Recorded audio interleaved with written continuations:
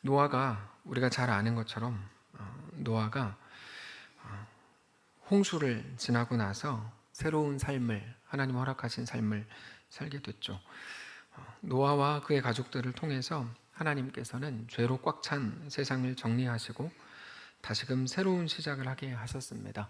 노아가 홍수를 맞이했을 때 나이가 600세였고 오늘 본문을 보니까 950세로 죽었으니까 350년의 시간이 있었는데 그 시간 동안에 기하급수적으로 이 땅에 사람들이 늘어났습니다.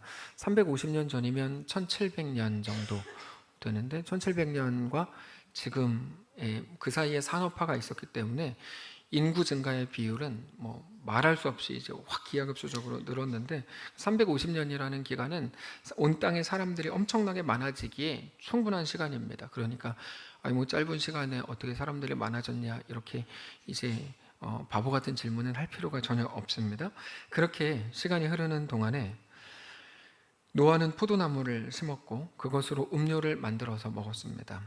그 시대에는 일반적으로 이제 포도주를 만들어 먹었습니다. 그래서 예수님의 시대에도 마찬가지였죠. 포도주를 많이 만들어 먹었습니다. 그래서 어떻게 노아가 믿음의 사람인데 술을 먹었냐, 포도주 먹었냐, 이거는 사실 문제가 전혀 안 되는 겁니다. 사실 성경을 보면 술 자체는 문제가 없습니다. 술 자체는 문제가 없고, 그러나 노아가 정신을 차리지 못할 만큼 만취했다는 사실은 아주 중요합니다. 이거는 중요한 문제입니다. 우리가 잘 아는 것처럼 성경에서는 술을 경계하지 않고 술 취함에 대해서 경계합니다. 술 취함에 대해서 경계하는 이유는 술 취했을 때 어떤 문제가 일어날 그 결과 때문이 아니라 술 취함 자체에 있습니다. 잊으려고, 그냥 빨리 이 순간을 어떻게라도 지나가게 하려고 취하는 거라면 그거는 하나님의 뜻에 완전히 정면으로 반대하는 거기 때문에 그게 문제가 되는 겁니다. 그 시간을 살아내라고 하시는 하나님의 말씀에 정반대되는 일이죠. 그래서 성경이 가장 경계하는 거고 하지 말라고 하는 것 중에 하나가 되는 겁니다. 하나님은 어떻게든 견디고 버티고 이렇게 말씀하시지 않습니다. 우리 삶에 대해서 살아내라 이렇게 말씀하시죠. 근데 술 취함이라고 하는 건 살아내기 싫어서 그거를 거부해서 하는 행위이니까 하나님은 그거를 문제 삼는 겁니다. 지금의 시간이 흘러서 어떻게든 지나가는 게 중요한 게 아니고 그 현실을 살라고 그 현실 한가운데 우리를 보내신 것이기 때문에 그게 이제 문제가 되는 거죠. 그래서 성경이 술 취하지 말라고 하신 겁니다. 실제로 본문에서는 술 취함에서 문제가 시작되죠. 노아는 만취한 상태로 옷을 벌거벗고 잠을 잡니다.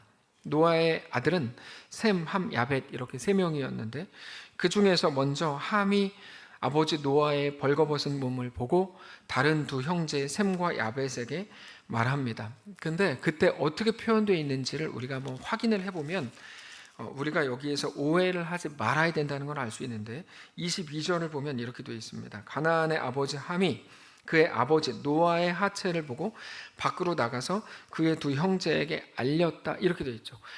여기다가 우리의 감정을 실을 필요가 전혀 없어요. 아버지의 하체를 보고 밖으로 나가서 아버지를 조롱하고 모욕하면서 아버지를 비웃고 전혀 감싸주지 않으면서 두 형제에게 싸가지 없이 이렇게 말했다 이런 내용이 아닙니다. 잘 보면 그냥 써 있어요. 그 두 형제에게 알렸다 이렇게 써 있죠. 근데 우리는 여기다가 자꾸 막 소설을 쓰잖아요. 그래가지고 이 나쁜 함은 저주받아 마땅하다 이거를 끌어내고 싶은 거야 우리는. 근데 여러분 그렇게 써 있지는 않습니다. 창세기 9장에는 그렇게 안 써 있습니다. 그냥 있는 그대로 보셔야 돼요. 성경을 자꾸 거기다 막 소설을 쓰시면 안 돼요. 그냥 알렸답니다. 예. 그러자 노아의 아들들 중에 2명 셈과 야벳은 그 이야기를 듣자마자 옷을 가져다가 자기들의 어깨에 메고 뒷걸음으로 들어가서 아버지의 몸을 보지 않고 옷으로 아버지 몸을 덮었답니다. 여기까지가 나와 있는 내용입니다. 있는 그대로 보세요. 거기 막 자꾸 꾸며서 듣지 마세요. 여기저기서 막 들은 걸로 자꾸 꾸미지 마세요. 성경을 있는 그대로 보세요. 노아가 술에서 깬 후에 어떤 일이 있었는지에 대해서 들었죠? 셈과 야벳은 자기의 수치를 감싸줬지만 노아 생각입니다. 이거는 함은 오히려 자기의 치부를 드러내고 이야기거리로 삼았다고 생각했습니다. 그래서 노아가 화가 났고 분노합니다. 그래서 함에 대해서는 저주하고 반대로 셈과 야벳에 대해서는 축복했다. 이게 오늘 본문입니다. 여러분, 양심껏 생각해 볼 때 노아가 문제입니까? 아니면 함이 문제입니까? 제 눈에는 노아가 문제인데요. 자기가 그렇게 하고 잤어요. 뭐 그럴 수 있다 쳐요. 근데 아들이, 여러분, 우리들의 아들이 아버지의 뭐 어떤 모습을 보고 뭐 만약에 좀 안 좋게, 여러분 여기서 아버지 욕 한 번도 안 하고 난 여기까지 자랐다, 손 들어 보세요. 아무도 없잖아요. 그렇지 않습니까? 아버지 욕 안 하고 사는 사람들이 있어요? 없어요. 아무도 없다고요. 예. 그러면 아버지 욕을 했기 때문에 이렇게 평생 노예가 되고 저주를 받고 이게 옳으냐, 이런 질문을 이제 할 수 있는 거죠. 그가 그렇게 했기 때문에 그는 저주를 받아 마땅하다라고 설교하면 저는 쉽습니다. 전 너무 쉬워요. 얼마나 쉬워요?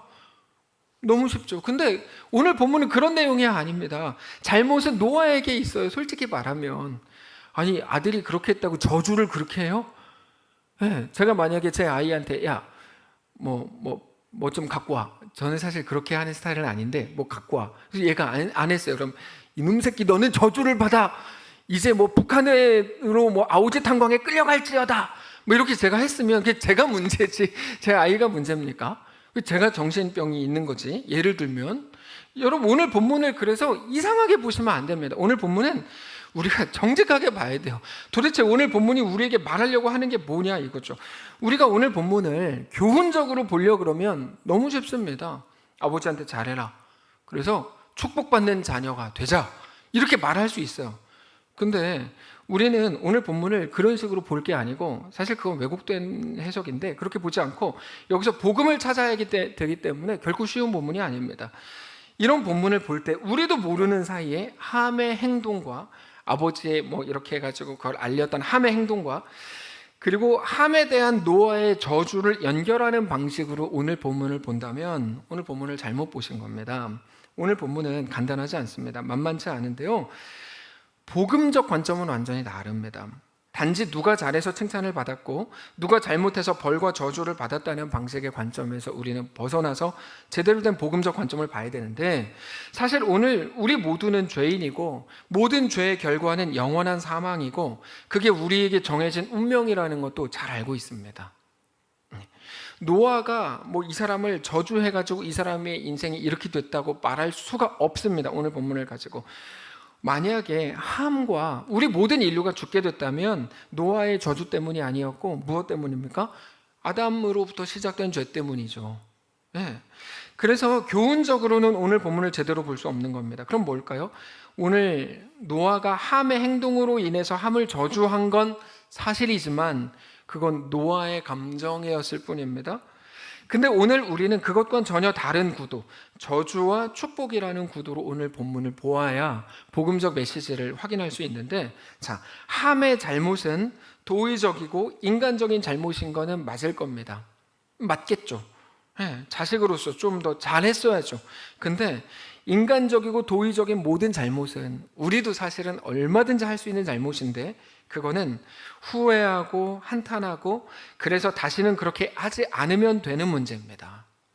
여러분, 도의적이고 인간적인 실수와 잘못은요, 저주받아야 될 문제가 아니고 후회하면 되고 한탄하시면 되고 눈물을 흘리시면 되고 다시는 그러므로 그렇게 안 하면 되는 문제입니다. 이 땅에서 살아가는 도의적이고 인간적인 잘못들은. 그래서 사실 후회가 오히려 그 사람을 더 잘하게 하는 때가 많습니다. 자라나게 하죠. 후회와 눈물은. 성경을 보시면 후회하지 않았던 사람은 사울 왕. 그는 끝까지 하나님 앞에서 고개를 쳐들면서 평생을 그렇게 살다가 저주받은 자로 살았습니다. 그러나 자기의 행동에 대해 후회하고 한탄했던 다윗은 할 말 없는 인생으로 살았지만 그렇기 때문에 그의 눈물과 그의 한숨 때문에 그는 존귀한 하나님의 은혜의 사람이 됐죠. 여러분, 우리가 잘 생각하셔야 돼요. 함이 잘못됐다, 그래서 저주받았다, 우리는 그렇게 하지 말자, 이렇게 갈 수 없는 본문인 거예요. 오늘 이 본문은 인간적인 잘못마저도 이겁니다. 아버지 노아의 저주로 이어졌다면 만약 그거보다 더 큰 그 마음에 하나님이 없는 진짜 죄라고 할 때 그 죄의 결과물은 그 차원이 다르다. 이게 오늘 우리에게 말해 주는 겁니다. 돌이킬 수 없는 영원한 죽음인 거죠. 그 죽음이 물로 인한 홍수이든 또는 다른 어떤 방식이었든 아니면 나이 들어 수명을 다하는 것이든지 우리가 만들어낸 우리 모두의 결론은 영원한 죽음입니다. 그건 노아, 함 이런 문제가 아니고 아담부터 시작된 문제인 겁니다. 노아의 저주와 아무 관계없이 모든 인류는 저주 아래 놓이게 됐습니다. 그게 우리의 운명입니다. 이게 저주인데 여기에서 하나님께서는 노아를 통해서 또 하나의 모습을 보여주세요. 거기서 벼랑간 셈과 야벳에 대한 축복이 나옵니다. 이것도 노아로서는 자기 그냥 욱하는 감정으로 했던 말입니다. 그런데 하나님께서 노아의 입을 통해 그 고백을 하게 되죠. 26절부터 이렇게 되어 있어요. 또 이르되 셈의 하나님 여호와를 찬송하리로다. 가나안은 셈의 종이 되고 하나님이 야벳을 창대하게 하사 셈의 장막에 거하게 하시고 가나안은 그의 종이 되게 하시기를 원하노라. 셈과 야벳은 어떻게 보면 당연한 거 한 겁니다. 그렇게 잘한 건데 그렇게 대단한 것도 아니에요. 그냥 아들로서 당연한 거 한 겁니다. 근데 노아는 그 당연한 거를 가지고 그들을 엄청나게 축복하죠. 근데 사실 그러고 보면 그게 노아의 삶이었어요. 무슨 말이냐면 노아는 모두가 물로 멸망할 때 혼자만 하나님의 은혜를 입은 사람입니다. 그러면 노아가 하나님의 은혜를 입었던 이유는 뭘까요? 노아가 대단한 사람이었기 때문에 하나님께 은혜를 입은 걸까요? 그랬다면 은혜라는 말을 쓸 수 없습니다. 여러분 아주 중요한데요. 뭐가 중요하냐면 은혜는 보상이 아니에요. 은혜와 보상은 다릅니다. 하나님의 방식은 보상이 아니라 은혜라는 건데 보상이라는 거는 자기가 행한 일에 대해서 마땅히 받는 인과응보의 것입니다. 근데 은혜는 행한 일에 비해서 말이 안 되게 큰 결과를 받는 겁니다. 예를 들어서 그냥 나는 사람만 있었을 뿐인데 내가 마땅히 해야 될 일 했을 뿐인데 잘했다 그러고 상 주고 칭찬하고 돈 주고 막 엄청나게 높여주는 거죠. 내가 한 일에 비해서 너무 큰 상을 받아요. 그게 은혜입니다. 그래서 노아에게서 그럴듯한 이유를 찾으면서 우리도 노아처럼 되자, 모두가 죽어나갈 때 우리만큼은 방주에서 살아남자, 이거는 사실은 은혜가 뭔지를 모르는 사람들이 하는 말이에요. 그건 은혜가 아니고 보상으로 푸는 건데 말씀은 그렇게 말하지 않아요. 노아가 잘했으니까 마땅히 받은 보상이야. 그거는 은혜가 아닙니다. 하나님과 노아의 관계는 그런 관계가 아니었습니다. 노아가 받은 것은 마땅한 보상이 아니었고 말할 수 없는 은혜였습니다. 노아의 조건과 실력 때문이 아니라 하나님이 붙들어 주실 작정으로 노아를 부르셨고, 노아는 자기가 상상할 수도 없고 만들어낼 수도 없고 실력도 되지 않음에도 자기의 실력에 한참 넘어서는 자리까지 가게 됩니다. 둘째 아들이 그렇죠. 둘째 아들이 만들어낸 거라고 하면은 뭐 다 못된 것들, 못난 것들밖에 없었는데 그 아이가 갈 수 없는 자리까지 아버지 하나님께서 그 아이를 옮겨 놓으시잖아요. 우리가 잘 아는 것처럼 로마서 8장 모든 것이 합력하여 선을 이루잖아요. 우리는 좋은 것이 좋은 결과물을 만들어낸다고 생각하는데 우리가 만들어낸 것이라고 하는 건 다 나쁜 것들일 뿐이었는데 그것 가지고 하나님은 우리를 모든 것이 합력하게 하더니 하나님의 완전한 선, 하나님의 백성이 되게 하시더라는 거죠. 그 얘기를 하고 있는 거예요. 사실상 노아는 새로운 아담이 돼서 새로운 시대를 믿음으로 열어볼 수 있는 미션을 행하는 자리까지 가게 되죠. 그래서 은혜의 사람인 겁니다. 그거는 노아의 실력과 관계없이 하나님의 은혜로 주어진 놀라운 부르심이었습니다. 노아가 일부 예배 때는 처음부터 끝까지 한 번도 아멘을 안 했어. 제가 일부 예배 뭐라 그러는 게 아니고, 근데 3페이지 때 설교하고 있는데 아멘이 나오다니 놀라운 일입니다. 자, 노아가 경건함이라는 실력을 가졌기 때문에 하나님께서 노아를 선택하신 게 아니라 전적인 하나님의 은혜로 부르심을 받은 겁니다. 그래서 우리는 그거를 표현할 방법이 없고 설명할 방법이 없어서 선택이라고 말해요. 자꾸 누군가는 물어요. 왜 노아가 선택이 됐습니까? 왜 노아만 하나님 부르셨습니까? 설명할 길이 없어요, 우리는. 그래서 뭐라 그래요? 선택이, 하나님께 선택하신 거예요. 왜 에서가 아니라 야곱을 하나님은 부르셨죠? 여러분, 성경은 택자와 비택자로 계속 나뉘거든요, 구속사는. 왜 하나님은 에서가 아니라 야곱을 부르셨을까요? 야곱이 뭐 어때서? 로마서를 보면요, 부를 이유가 하나도 없었다고 바울이 설명합니다. 그들이 나기도 전에, 그래서 선이나 악을 행하기도 전에 하나님은 이미 야곱을 택하셨다, 이렇게 말해요. 선택이 그래서 나오는 거예요. 설명할 길이 없거든요. 하나님이 선택하셨어. 근데 하나님이 선택하셔서 부르셔서 이것 가지고도 못된 놈들이 시비를 거니까 하나님의 주권이라는 말을 합니다. 이 못된 놈들이라는 것은 자유주의 신학자들 말하는 겁니다. 그 사람들이 자꾸 시비를 걸어요. 그래서 사람이 그래도 뭐 한 게 있으니까 뭐 이런 식으로 자꾸 시비를 걸어서 우리가 뭐라 그러냐면, 여기서 말하는 우리는 우리를 말하는 겁니다. 우리 개혁주의 신학자들, 우리는 뭐라고 말하냐면 하나님의 주권이라고 말해요. 하나님의 주권이다. 설명할 길이 없는 거죠. 야, 네가 죽어가지고 천국 가서 하나님한테 물어봐. 천국 가면 물어볼 수 있겠지. 뭐 이런 식이죠. 근데 못 가면 못 물어보겠지만, 네, 하나님께 묻는 거예요. 오늘 본문을 보면 노아는 함을 저주하는데 사실 진짜 저주는 노아의 말 때문에 임하는 게 아니고 죄 때문에 이미 시작된 겁니다. 다만 셈에게 대해서는 축복을 선언하는데 모두가 죽어나간 그 자리에서 축복이 선언됐다는 건 상상할 수 없는 놀라운 은혜인 거죠. 여기에 27절을 보면 축복이 이렇게 나옵니다. 하나님이 야벳을 창대하게 하사 셈의 장막에 거하게 하시고 가나안은 그의 종이 되게 하시기를 원하노라. 여기 있는 야벳이 셈의 장막에 거하게 하신다는 말은 종교적으로 셈의 후손에 야벳의 후손이 영향을 받는다, 이런 의미인데, 셈에게 허락하신 복에 야벳이 동참하게 된다, 이런 말입니다. 왜냐하면 셈의 후손으로 메시아가 나거든요. 네, 그래서 그 은혜로 우리 모두가 살게 된다, 뭐 이런 의미입니다. 근데 물론 노아는 알지도 못하고 한 얘기입니다. 노아가 알고 한 얘기가 아니에요. 자기가 뭐 함에 대해서 분노했고 셈과 야벳에 대해서 너무 고맙고 기분이 좋아서 했던 말인데, 하나님 나라적 관점에서 보면, 그러니까 노아는 모르고 한 말이지만 하나님 나라적 관점에서 보면 어쩌다가 나온 축복이 아닙니다. 이게 이제 너무 중요한 내용입니다. 창세기 3장 15절과 연결되는 축복인데, 창세기 3장 15절에서 하나님께서는 뱀의 후손과 여자의 후손에 관한 것을 말씀하셨어요. 이렇게 되어 있어요. 내가 너로 여자와 원수가 되게 하고 너의 후손도 여자의 후손과 원수가 되게 하리니 여자의 후손은 내 머리를 상하게 할 것이요 너는 그의 발꿈치를 상하게 할 것이라. 이게 첫 번째 메시아 예언입니다. 그 메시아의 계보가 아담에서 쭉 가다가 노아로 가고 노아에서 셈으로 이렇게 이제 이어진다는 말입니다. 그리고 그 계보를 따라 예수님께서 구원자로 이 땅에 오셨고 우리가 그렇게 구원을 얻었죠. 자, 하나님의 구원 계획은 어쩌다가 우연히 나온 게 아닙니다. 누가 더 잘하지? 내가 얘를 택해야지. 또 아들들 중에 누가 더 괜찮지? 이렇게 간 게 아닙니다. 태초부터 하나님은 계획하셨고 이끄셨고 그렇게 완성하셨다는 거예요. 하나님께서 처음부터 계획하셨고 신실한 주의 백성들을 통해 이어져 오다가 마침내 예수님께서 오신 겁니다. 근데 예수님의 오심이 그렇게 분명한 계획과 하나님의 이끄심 속에서 하나하나 완벽하게 이루어갔던 것처럼 우리의 삶도 마찬가지입니다. 완전히 똑같습니다. 예수님은 하나님 메시아이시니까 이렇게 계획 속에 갔고 우리는 어쩌다가 비벼진 비빔밥이다 이렇게 가면 안 되는 거라는 말이에요.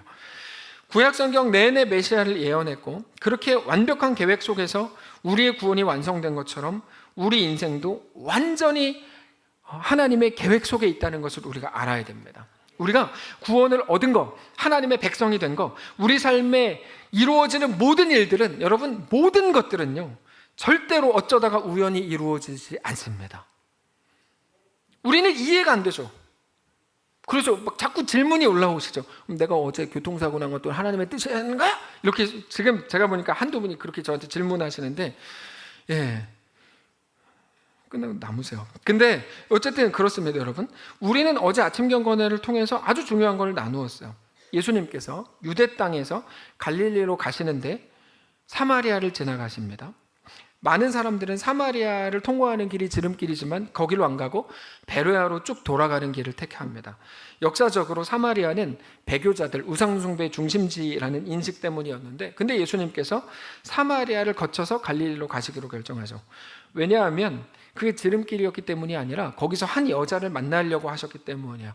우리도 모르는 사이에 예수님께서 만난 사람들, 예수님께서 행하신 모든 일들이 마치 우연적으로 일어난 일인 것처럼 생각합니다.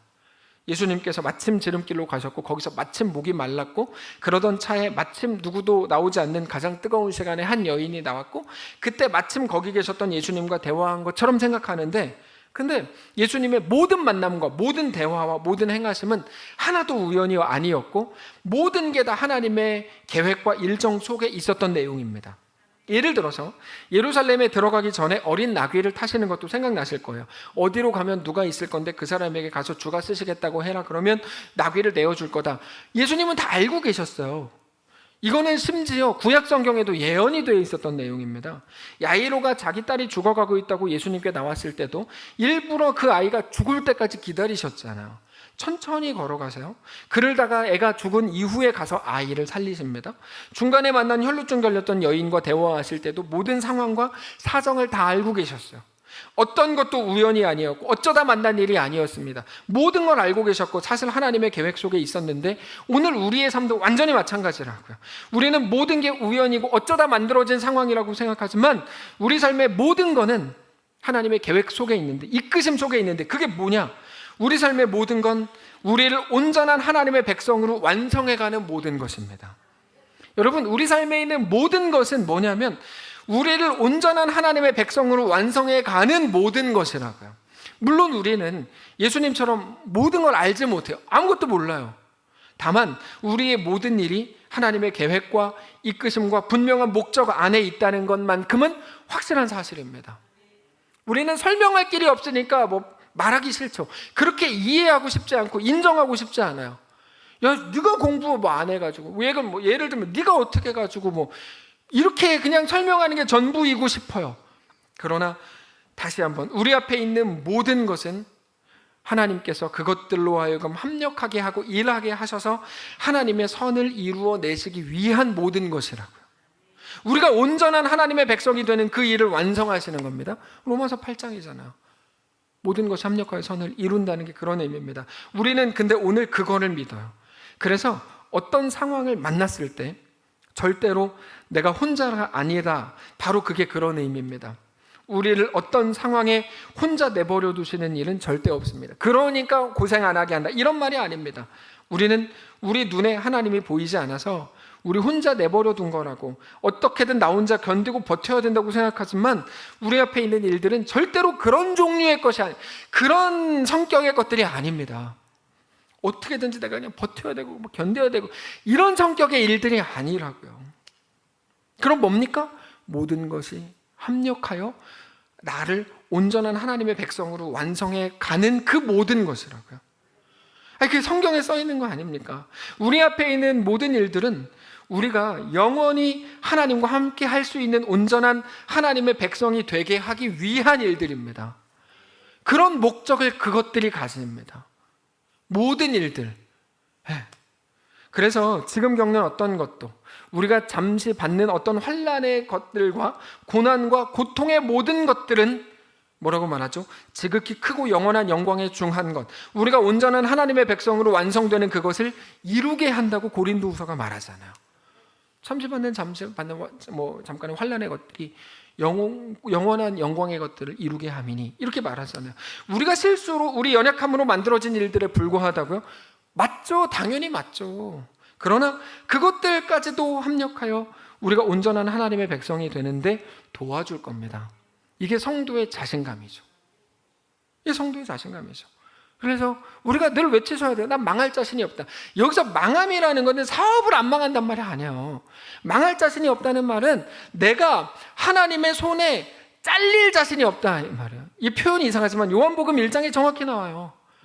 하나님이 나에게 붙여주신 사람 내가 한 명도 잃어버리지 않고 하나님께 끌고 가는 게 하나님이 나에게 주신 사명이다. 예수님이 이렇게 말씀하시거든요. 그거는 우리 성도들이나 리더들에게 주시는 말씀이 아니에요. 야, 너희들도 누구도 떠나가자 이렇게 하라. 이거 완전 오바쟁이들이에요. 말씀을 자꾸 그냥 자기들 마음대로. 그렇지 않습니다. 예수님께서 그렇게 하실 거니 하나님의 백성된 너희여 염려할 거 없다.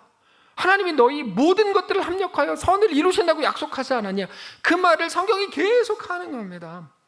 우리의 전능자가 하나님이고 하나님이 우리 창조주고 우리 아버지고 우리의 영원한 구원자다라고 하는 말이 가지는 강력한 의미가 뭔지를 우리가 절대로 잊지 말아야 합니다. 하나님은 모든 순간에 우리의 하나님이 되어 주십니다. 모든 순간에 우리가 만나는 모든 일들을 통해서 하나님께서는 우리를 온전한 하나님의 백성으로 빚어 가시는 중입니다. 그래서 하나님을 토기장이라고 부르죠. 토기장이가 흙으로 도자기를 빚어가는 것처럼 하나님께서 우리 삶에 일어나는 모든 일들을 통해서 모든 것들이 합력하게 해서 하나님의 완전한 선, 우리를 온전한 하나님의 백성이 되게 하시는 그 일을 이루어 가신다는 거죠. 그래서 하나님 나라에는 쓰레기통이 없는 거죠. 우리는 이것도 버리고 저거는 잘못된 일이고 경험하지 말았어야 될 일이고 막 생각하는데요, 하나님 모든 것들이 합력하여 선을 이룬다고 하니 하나님 나라에서는 버려질 일이 하나도 없는 거죠. 단지 웃음이나 기쁨이나 성공처럼 우리가 원했던 일들뿐 아니라 아픔과 슬픔과 눈물과 한탄과 특별히 후회 같은 것들을 통해서는 더욱더 마찬가지입니다. 그 어느 것 하나 버려지지 않습니다. 그 모든 것들은 우리가 하나님의 온전한 백성으로 빚어지는 재료가 됩니다. 그게 하나님의 창조라는 겁니다. 아무 쓸모없어 보이는 것들을 통해서 놀라운 일을 이루시는 거죠. 우리는 그럴듯한 재료를 가져야만 그럴듯한 것들을 만들어낸다고 생각해서 네가 공부를 잘 해야 하나님이 영광 받으신다고 그렇게까지 이상한 소설을 썼었는데, 사실은 하나님은 그렇게 말씀해요. 하나님은 창조의 하나님이시죠. 여전히 창조의 하나님을 우리는 모르기 때문에 그런 말을 하는 겁니다. 하나님의 창조는 창세기의 하나님이란 말의 의미가 아닙니다. 없는 것을 있는 것으로 부르시고 죽은 자를 살리고 불가능을 가능으로 바꾸고 최악의 것들을 가지고도 완벽한 것을 만들어내신다는 말입니다. 우리 눈물과 후회와 한탄을 가지고도 하나님께서는 가장 선한 결과, 우리를 온전한 하나님의 백성으로 빚으신다는 말입니다. 그렇게 우리의 삶이 철저하게 하나님의 손과 하나님의 계획 속에 있다는 것을 우리가 알아야 됩니다. 우리는 우리가 연약한 것 같고 부족한 것 같지만 그럼에도 우리를 끝내 붙드시고 이끄시는 분이 하나님이신 것을 알아야 합니다.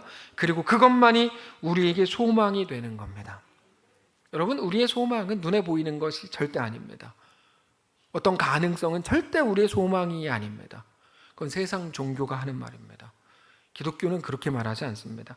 오직 하나님만 우리의 소망이 된다고 말하고, 그게 오늘 본문이 우리에게 말씀하시려는 겁니다. 어쩌다가 나온 게 아니라는 거예요. 노아는 어쩌다가 한 말이에요. 노아의 축복, 어쩌다가 한 말이에요. 근데 하나님은 노아의 입을 통해 어쩌다가 나오게 한 말이 아니에요.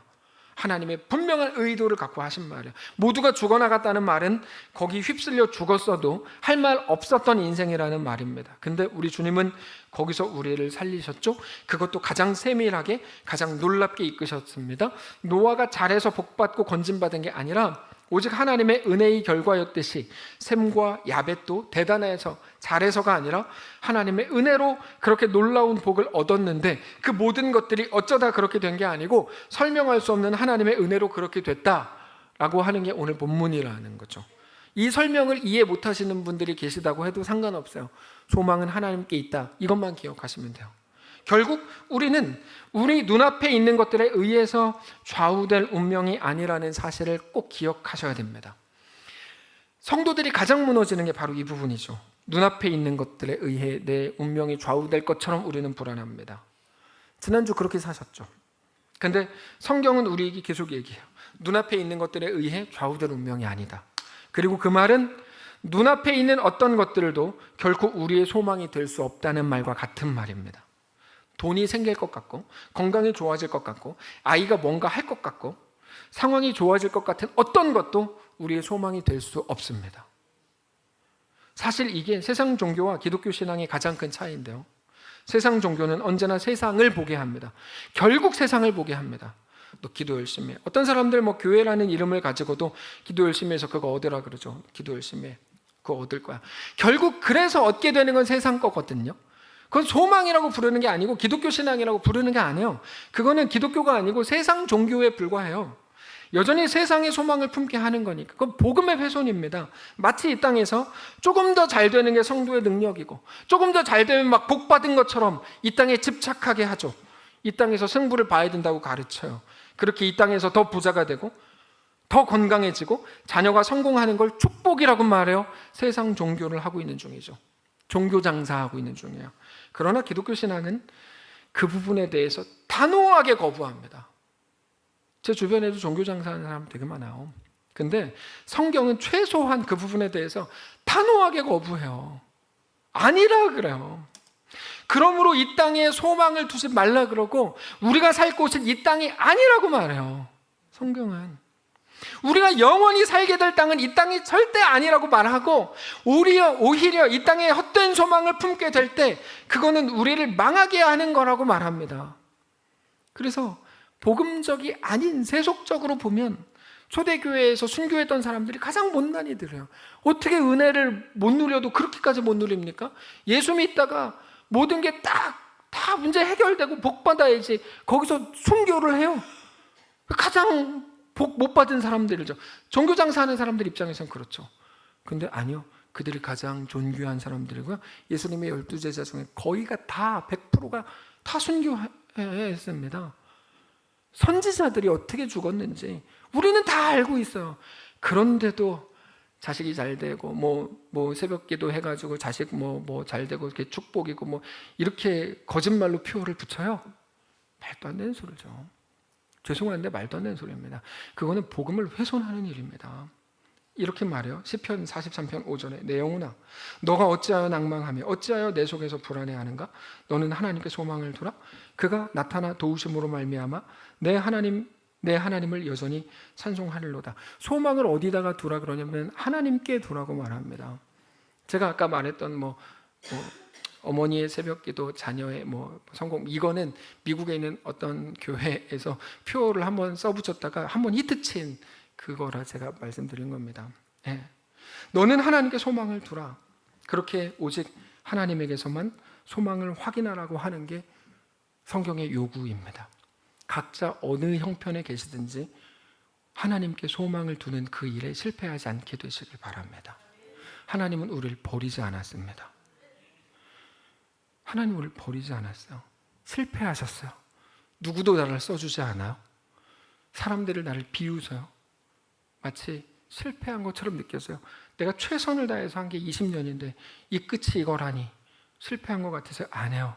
절대 거기에 속으시면 안 돼요. 하나님은 우리를 버리시지 않았고 여전히 우리를 하나님의 완벽한 백성으로 빚어가는 중입니다. 그래서 결국 우리의 신앙은 이 땅을 바라보게 만드는 세상에 맞서서 하늘을 보는 싸움인 겁니다. 그래서 오늘 또 소망 없는 이 땅으로 인해 좌절하는 게 아니라 그 속에서 끝내 하늘을 보는 싸움이죠. 초대교회 순교자들이 끌려가가지고 순교하는 그 자리에서까지 스데반 우린 잘 알잖아요. 돌에 맞아 죽는 그 순간까지 하나님을 보고 하나님께 소망을 두죠. 죄송합니다. 하여튼 어떠한 상황에서도 영원한 하나님 나라를 소망하고야 마는 싸움, 소망을 잃지 않는 싸움, 오직 하늘의 소망을 두는 싸움을 오늘 승리하게 되시기를 주님 이름으로 축복합니다. 지난주에 우리 김종희 권사님 추모 1주기라서 같이 예배를 드렸고 또 얼마 전에 초청하신 많은 분들 우리가 알고 계실 겁니다. 또 이미 최근에 뿐 아니라 수년 내 아니면 이제까지 이 땅을 살다가 하나님 앞에 간 모든 분들이 다 마찬가지입니다. 모든 분들 다 마찬가지인데 그분들이 막 생각이 많이 났어요.